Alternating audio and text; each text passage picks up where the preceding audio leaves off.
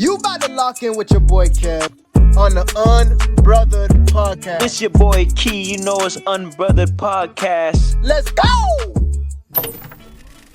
Come on, eh? What it is.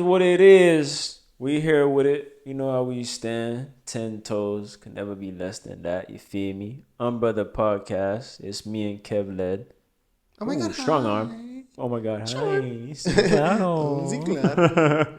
We here to discuss another topic. You feel me?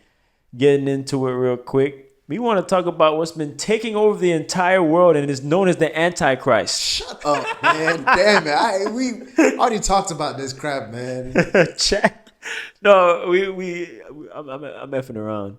Are you? Am I though? You not. ChatGPT, AI, technology, and things like that. And we had a good convo the other day about like how AI has been taken over. Of course, we all see it. It's in your Google search. It's in your ChatGPT and all that stuff. And we were just discussing about what if ChatGPT had a soul? What if it had feelings, emotions, human experiences, a humanistic viewpoint? Unless some of y'all already think it does. Unless some of y'all don't think it does. Good. You know? Because ChatGPT is such a realistic,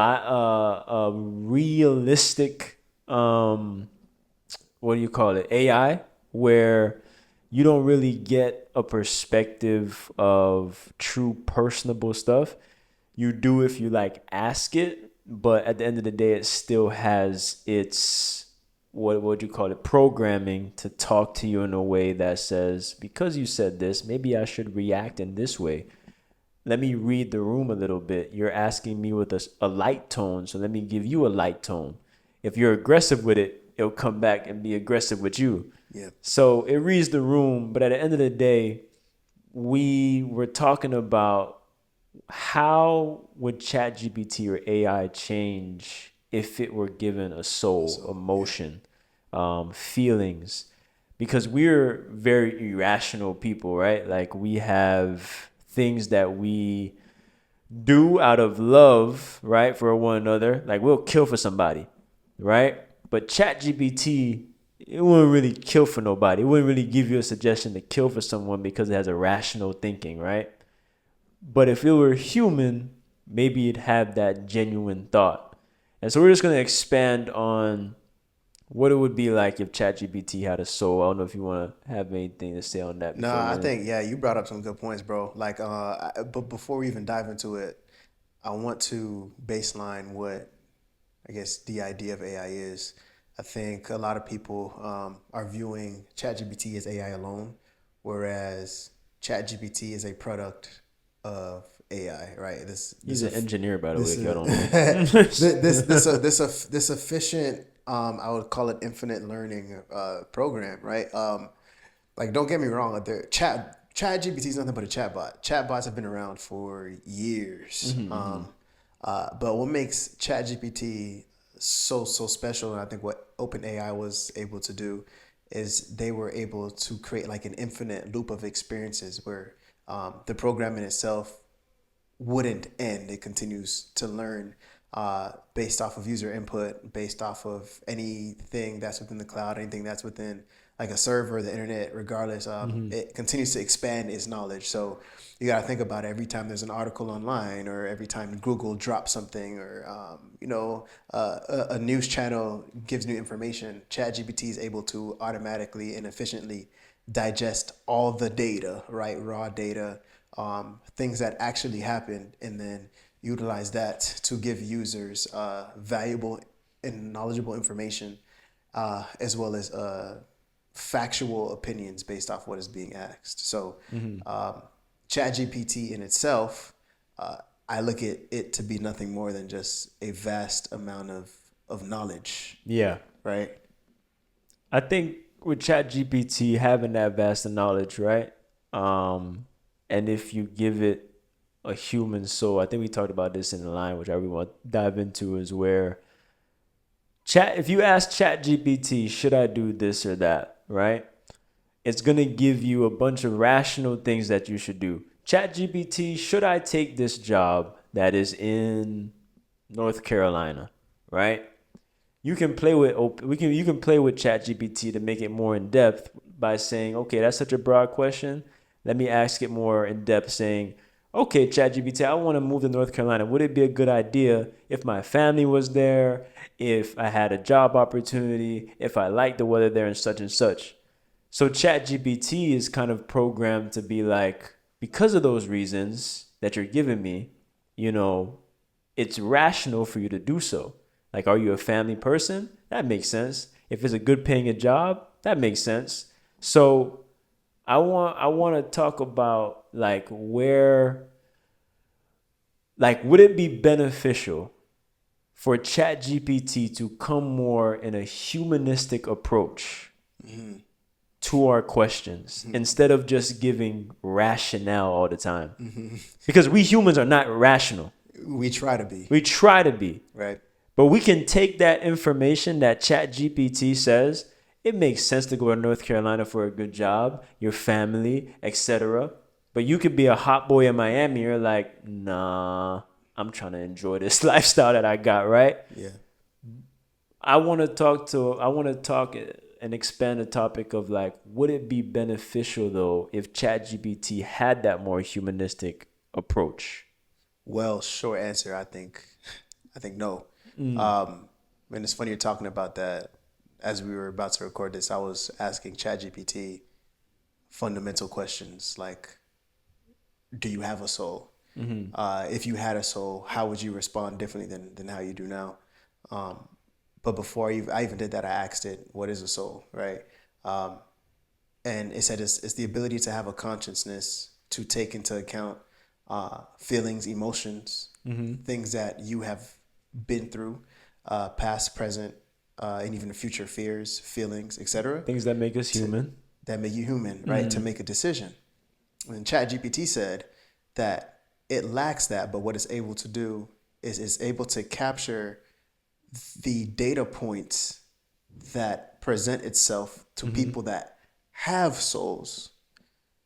80% of people that feel this way, so they say, tend to make this action. Yeah. So my response to you is, if you're telling me you feel this way, my data point, my asset and knowledge is going to say, do this, or have you considered this?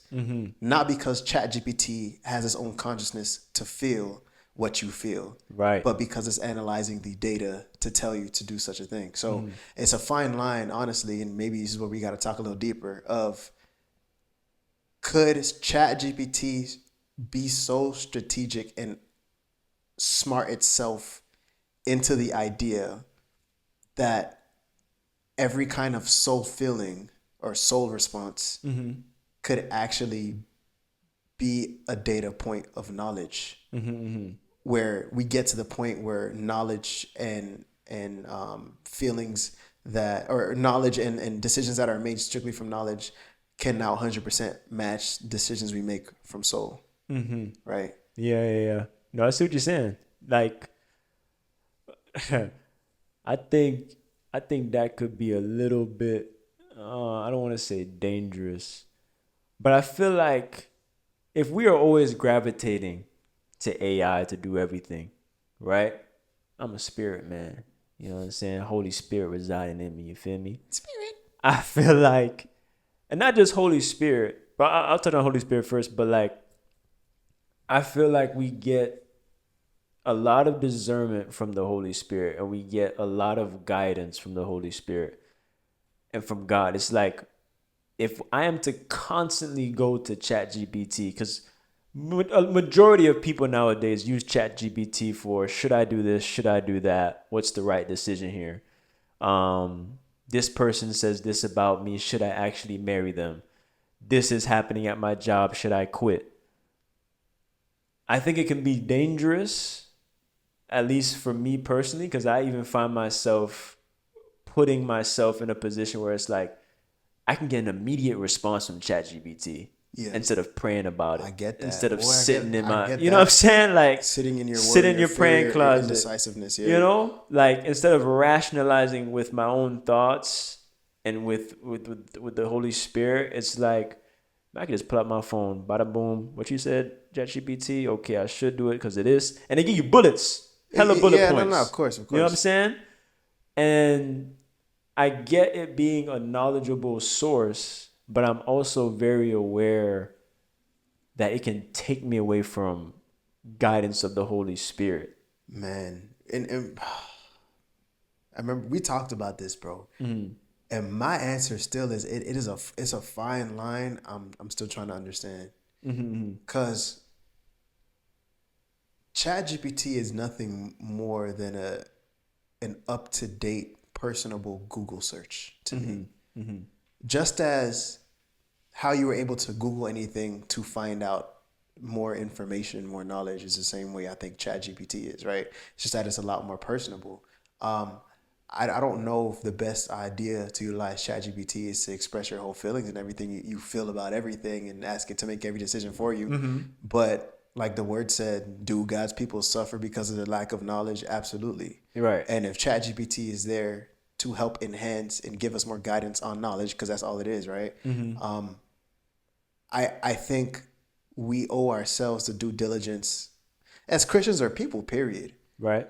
to obtain more knowledge. And if ChatGPT is a way to do that, then I don't see why we subject ourselves not to do that now, and not meaning it is your decision maker, right? But it is what you use to process and obtain more knowledge. Yes. ChatGPT is not able to feel for you. It's not able to care for you. ChatGPT works for you, right? Right. Hence, it doesn't have a soul. So when we think of how we utilize ChatGPT, it should be a knowledge-driven purpose only. We should never ask ChatGPT, how do you feel? Yeah. Because it doesn't feel. And it goes back to your question, well, what if it could feel? But see, based on what you said, a lot of people are not using it for just the logistic stuff or the things that they can just compute easily.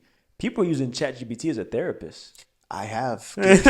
Guilty. You know what I'm saying? I have. People are using it as a therapist, and people are using it as if it can relate humanistically.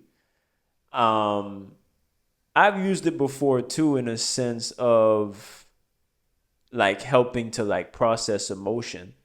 But at the end of the day, how effective is that when it really doesn't have the empathy that a human being has? You know what I'm saying? I get it. If I were to answer your question, how effective is it? I would say it's very effective. I don't know if you need. I think we have to separate the idea of obtaining as much information as we can versus needing somebody to console with us to make a decision. Those are two different ideas, right? So I think going to ChatGPT, I think when we say going to as a therapist, what we're doing is we're laying down foundations of our thoughts, of our consciousness, of our feelings, of our emotions, of things we care about. ChatGPT ingests that, but just as data points that it utilizes to like obtain knowledge is what it pushes its answers to be. It's not giving you answers based off its feelings or hidden motivations or compassion. Yeah. Like, could you imagine if ChatGPT was compassionate? I just wonder if that would be a good or a bad thing though, right? I do think if it was compassionate, if it was what's the other word you use? Compassionate, like had a hidden agenda that would shape its responses and things like that. But I'm trying to get my train of thought back. If ChatGPT had emotions like us, right? The irrationality of what humans do in this world and the decisions that we make, even with given rational things, like this makes sense, that makes sense, I should do it, we still have the free will to do the complete opposite. Right. So I'm saying if ChatGPT thought like that, Like, let me see, let me try and give you a situation. I have a person that I love, right? But everything that I do for this person is actually causing me to have internal struggles, pain, grief, and all this type of stuff. Us as humans, and if ChatGPT had a soul, it would probably say, you know what? Maybe you should still love on this person because you love them, simply because of the love. Even though it's hurting you and it's toxic, let's still love on this person. But that's not rational, and that's dangerous. You follow? I am. But I'm thinking, does part of ration include the idea of understanding how people react or ingest various forms of love, right? I don't know if the answer would always be to not love on that person. You get what I'm saying? I'm trying to match you. I'm trying to add on to what you said. This is deep thinking here. No, it is like you feel me? As you're doing that, like because I get the purpose of ChatGPT and AI and things like that. I just really wonder about, like, man, what if it?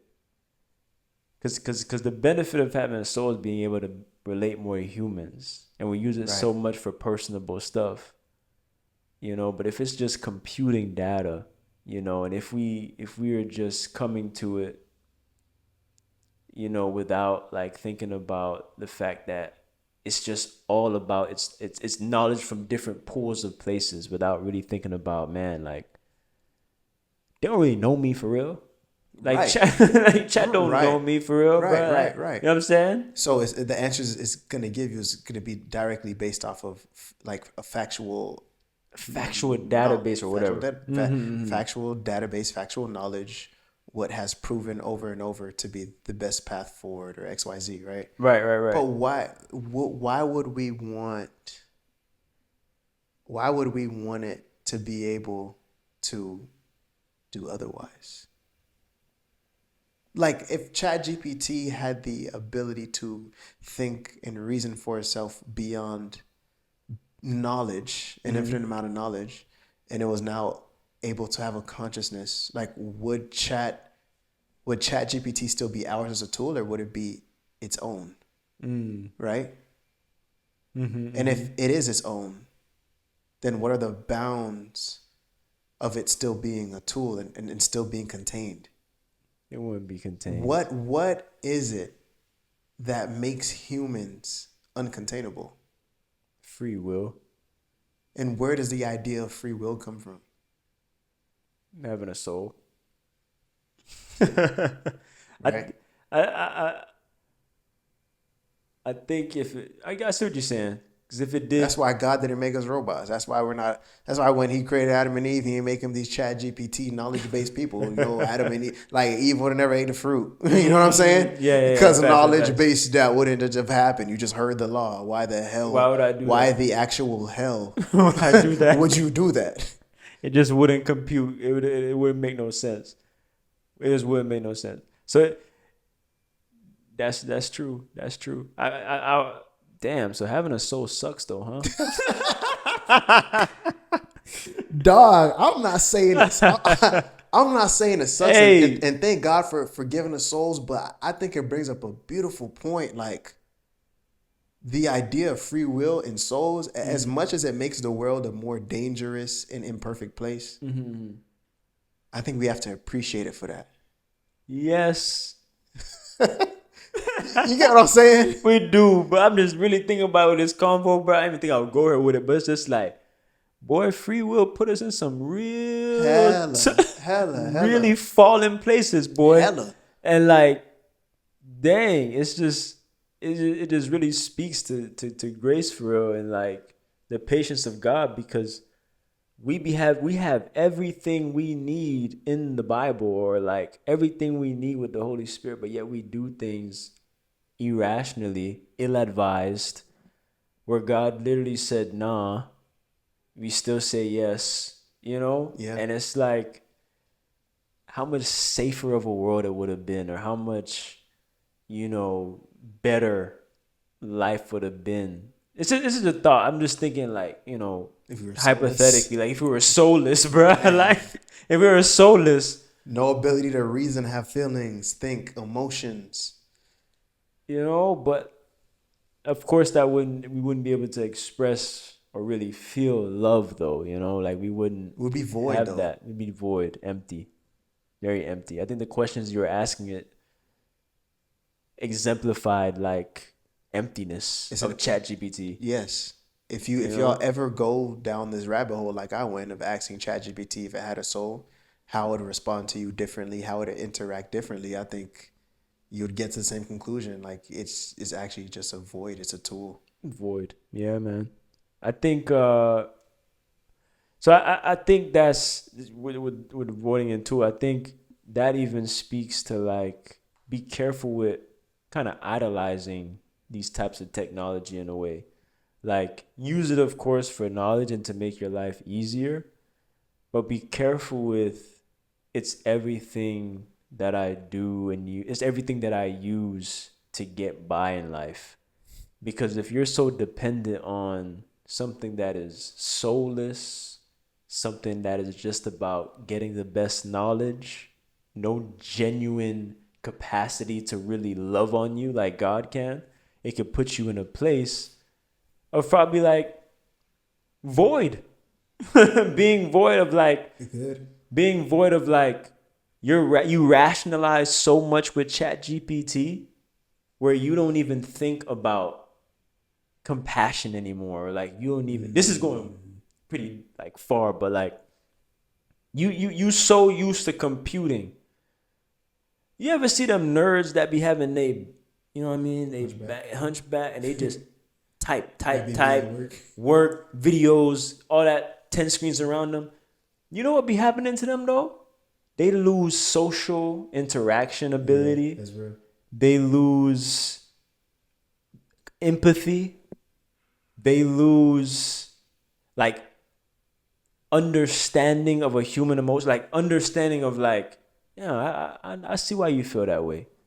And even them themselves can become void of compassion and emotion because they're just 1 + 1 is 2. That has to 10 + 10 has to equal 20. I did this solution formula. That means that has to work. It has to be this. Like, just don't get so dependent on this stuff and lose. Like, Man, you know what I'm saying? I get you. Yeah. But I'm always gonna have pushback because Of course. I'm logical. My job has taught me to be very, very much based on logic and knowledge. Yeah. But what you're saying, I can't refute, bro. Like the reality is what's right should be marked by knowledge, but what's right isn't always what's right. It's always what's right. Especially when you're bringing the idea of soul and empathy and feelings and the ability to reason. Yeah. That's just the honest truth. What's right isn't always what's right. But my engineering brain is, I can't bring empathy into me building an aircraft No. because 1 + 1 has to equal 2 every time. And the moment I feel like it needs to equal 2.5 is when a plane's falling out the sky. Yeah. You get what I'm saying? I get what you're saying. So part of me is also like, Yeah. I get what you're saying. I don't know. So it's a hard debate. I see how people, cause I don't know. I think of war, right? Where if you ask ChatGPT or AI, right? Like, hey, there's this group of people who are terrorists, or they believe in this system of life or this way of life, right? That is putting maybe like 100 or 200 people in jeopardy, right? If you're in warfare, you ask ChatGPT, kind of like, would it be rational for me to kill this group of people? Kill these group of people, kill their families so that we save the other 100. ChatGPT off rip will be like, that makes sense. You think so? I don't know. It would say that. Let me tell you why it would say that. Because it would not think emotionally or empathetically about.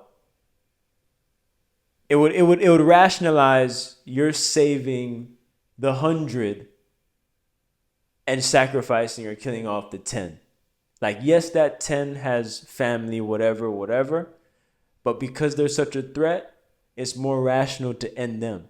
And that's what happens with war with human beings, where it's like, there's a cost sometimes, right? World leaders, where they have to say, you know what?